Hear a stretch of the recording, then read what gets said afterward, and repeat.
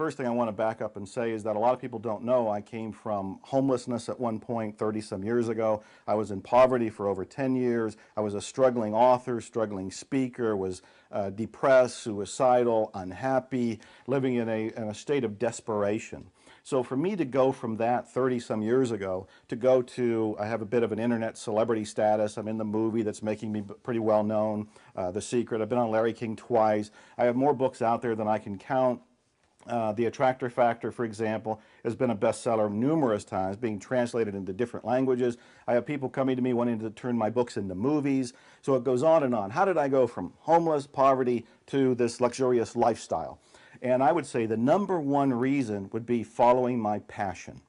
I've always followed my excitement, my enthusiasm. This is much like Joseph Campbell saying, follow your bliss. I have really felt that that is the doorway to success.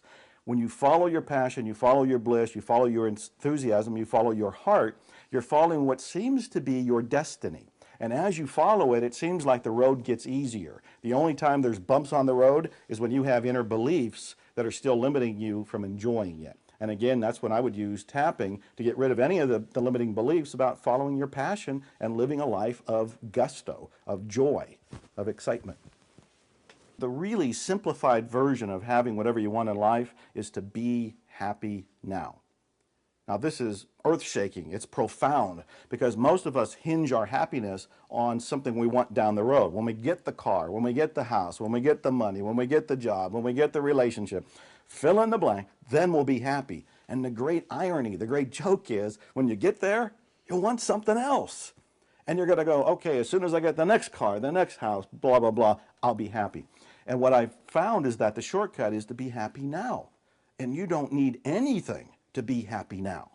We use happiness as a whip to drive ourselves on. We think we'll be unhappy until we get whatever we want, then we'll be happy. So we're using unhappiness as a motivator.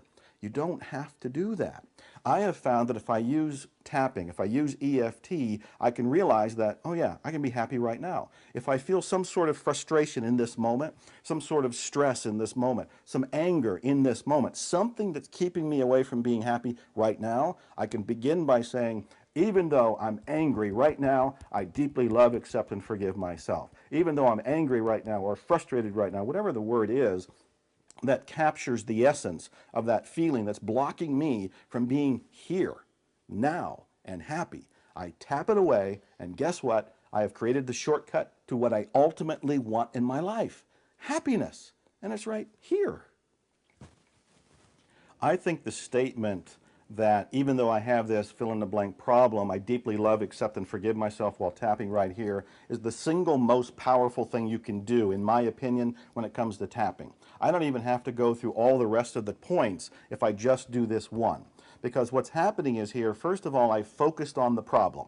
And I think just knowing what the problem is, admitting it, getting the secret out, getting it out of myself is a very therapeutic thing to do. Actually, it was Freud, I'll have to paraphrase him, who said the way to healing is to have no secrets. No secrets. So by tapping on that problem, that feeling that I have, I'm speaking it. So I'm releasing that secret. Then the other part of this, which is really crucial, is I deeply love, accept, and forgive myself. This puts me back at a place of peace. I have often told people, especially when they tell me they have a fear of failure, I've often told people, look, I've tried things that have failed. I've tried things that I was terrified of doing before I went out and done it. And I would always say, if this doesn't work, when I come back to my room at night, can I tell myself I still love myself? And when I can say yes, and I can always say yes, I can forgive myself, I can love myself, I am at a place of peace and power that allows me to do whatever I can imagine. So I find this one statement alone to be one of the most powerful in cleansing and clearing. And a lot of it has to do with just being willing to love yourself no matter what's going on in this moment. When people start feeling the fear of public speaking, or basically the fear of anything, they have a bunch of different tools that they can use, and one of them is self-talk. And what happens is that people are realizing inside their brain that they're talking to themselves about what they want to do. They want to go and give a great performance as a speaker, but they're also hearing this devilish little voice that's saying, what if I choke? What if I don't do well? What if I sweat? What if I faint? What if I pass out? What if I throw up?